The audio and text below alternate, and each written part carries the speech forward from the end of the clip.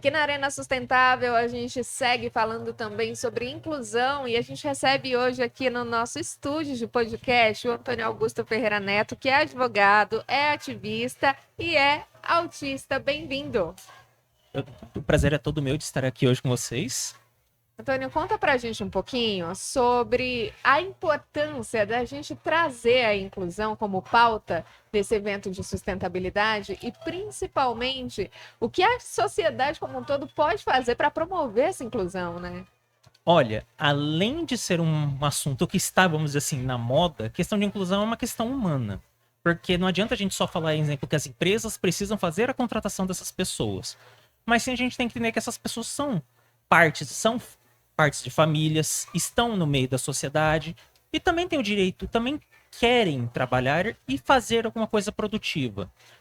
E muitas vezes, às vezes, esquecemos disso. E o que momento melhor então temos para falar a respeito disso do que aqui?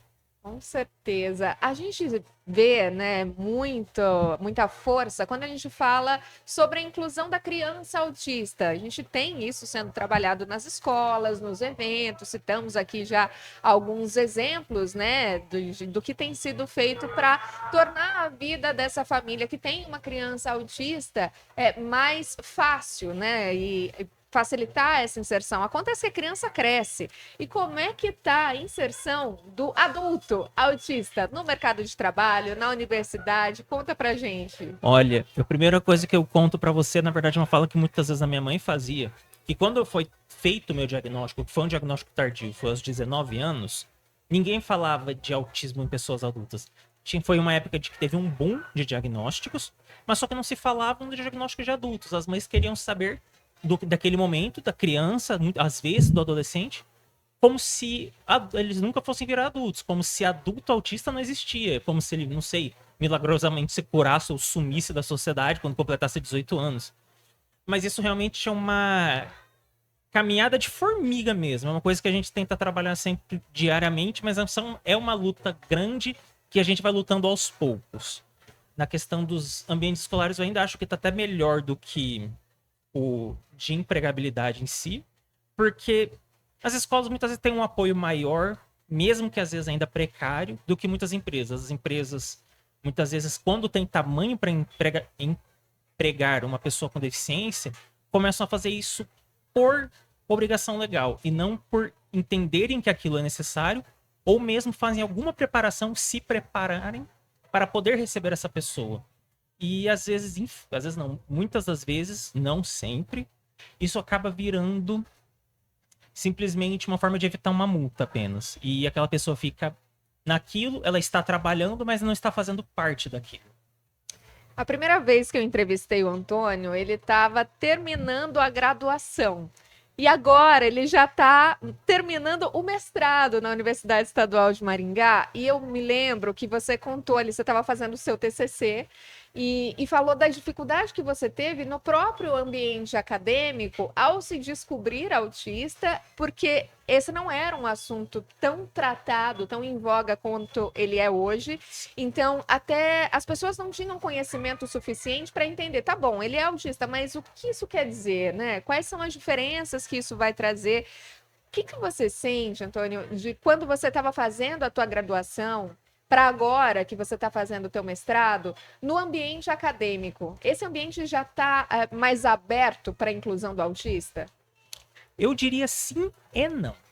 Eu falo sim porque existe uma abertura de conhecimento muito maior relacionado ao tema, porque hoje em dia você não consegue fugir mais disso, não é como aquele negócio que você pode alegar desconhecimento, mas ao mesmo tempo a gente percebe que ainda assim existe alguma resistência. Você percebe na educação infantil muitas vezes, na educação adulta menos, mas também por aquele problema de às vezes as mães acharem que o filho some quando completa 18 anos. A gente conhece casos de mães que achavam que não é nem que não achavam, elas não davam oportunidade pro filho para colocar ele numa faculdade. Achavam, não, ensino médio já é o bastante. Então, às vezes, é um problema que fica menos visível por causa da falta dessas pessoas até irem nesses ambientes de estudo. Às vezes, elas realmente não estão procurando. E elas deveriam estar, porque muitas vezes elas têm essa capacidade, mas algum outro fator faz elas não fazerem. Então eu não posso dizer como que está no sentido se as universidades dariam conta de tudo chegando ao mesmo tempo, mas elas estão se preparando, porque não tem como elas não se preparar com a quantidade que isso é falado hoje em dia. Com certeza, é isso, gente. É preciso a gente falar sobre isso, sim, porque, como reforçou o Antônio, o autista cresce. Há diferentes níveis de autismo também e necessidades diferentes em cada caso. Então, Sim. os pais que de repente super protegem ali a criança, o adolescente, quando chega à fase adulta, fica difícil até para esses pais entenderem que está na hora dele criar asas, voar, né, e dar seus próprios passos ali, e que a sociedade também precisa estar pronta para entender essas diferenças e para lidar com essas diferenças, dando oportunidades, como você disse, né? Não basta empregar e não incluir. O que você acha que está faltando e quais seriam os passos principais para que a gente comece a ver esse cenário mudar de maneira mais rápida?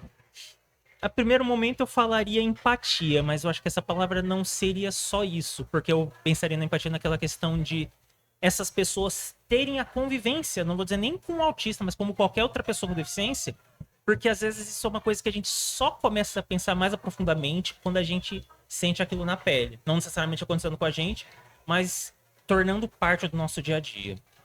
E não é, não vou dizer infelizmente, mas é uma coisa que não dá para se exigir de todo mundo ter uma convivência desse tipo. Muito mesmo, até mesmo pela quantidade de pessoas, vai faltar pessoas com deficiência se fosse para todo mundo. Mas é aquela coisa de se colocar realmente no lugar do outro e pensar que eu posso estar limitado de alguma forma, mas eu também quero melhorar. Eu também quero ser parte. E a gente aqui, e as pessoas que têm essa oportunidade de estarem dando essa chance, tem que, eu não vou dizer nem entender, mas dar essa oportunidade mesmo. Que realmente pode parecer estranho de algum momento, mas isso vai virar uma coisa cotidiana em algum momento. Que não vai ser visto de uma forma negativa, mas ser uma coisa que na verdade até eu acho que é o ideal. A gente não pode, vamos dizer assim, valorizar como uma pessoa com deficiência até acima das outras. A gente tem que pensar que eles como iguais aos nossos, independente das nossas diferenças. Certeza. Antônio, para a gente encerrar, você mencionou a questão do diagnóstico tardio. O seu veio com 19 anos. 19 anos. E tem muita gente que acha que diagnóstico é sentença. E aí pensa de uma maneira pessimista. Ah, o que vai ser agora? Esse cuidado especial. E não vê a potencialidade que muitas vezes o autista tem. Porque com o hiperfoco, às vezes você vai se interessar e se destacar em algumas áreas muito mais do que qualquer outra pessoa. Você ter alguém assim na sua equipe, no seu time, na sua empresa, pode fazer justamente a diferença naquele projeto que você está tentando tocar ali e precisa alguém realmente dedicado a essa área. O que você diria para as pessoas que não tiveram ainda esse diagnóstico, mas também, de certa maneira, se sentem diferentes? Olha, quando eu estava na escola, não era falado sobre isso, mas eu acho que eu já tinha ali alguma demonstração de que eu era autista, ou então no meu trabalho, né, eu sinto que de repente eu tenho alguns traços, porque tem uma fala muito infeliz que as pessoas estão dizendo agora, todo mundo é meio autista. Isso não existe. A gente está falando de diagnóstico e a gente está falando também de se entender. Para você, esse diagnóstico fez diferença para você entender o que estava acontecendo com você? Você acha que isso pode ser também importante para essas outras pessoas? Com certeza. Obviamente que você tem que estar no seu estado correto de pensamento, porque realmente isso pode ser um baque grande, caso você realmente não esteja preparado para uma notícia dessa, seja uma pessoa mais desanimada, algo assim. Mas isso pode acabar, mesmo que não seja de primeiro momento, isso pode ser um peso tirado das suas costas enorme.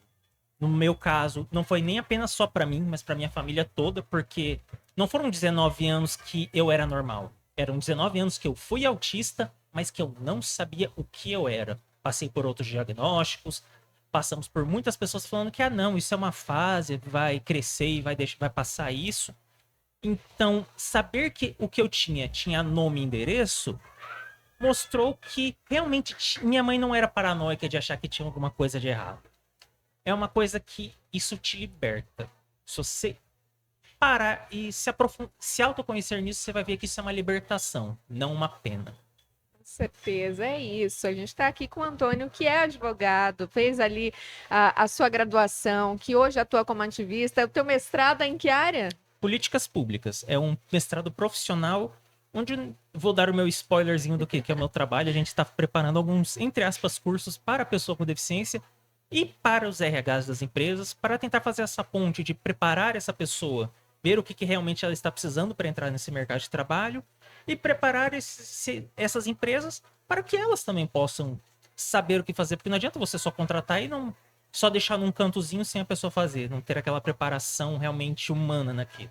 É isso, ele está quase na fase ali de defesa desse mestrado e prova que para a gente incluir, essa pessoa tem que fazer parte. Ninguém melhor do que alguém que está nesse universo, que uma pessoa com deficiência, no seu caso, autismo, para entender também a necessidade dessa inserção, dessa inclusão, dessa participação maior, né? Sim. É isso. Obrigada pela sua participação aqui com a gente. Tomara que esse seu trabalho dê muitos frutos. Muito obrigado. Aqui em Maringá, para além dessas fronteiras, e a gente possa mais para frente conversar de novo e ver que muitas dessas barreiras já caíram. Com certeza. É um prazer imenso estar aqui hoje com vocês e que realmente não seja a última vez que a gente converse aqui junto. Combinadíssimo. A gente conversou com o Antônio Augusto Ferreira Neto, que é advogado, é ativista, está fazendo um mestrado na UEM e que está batalhando aí para que essa inclusão aconteça de maneira efetiva.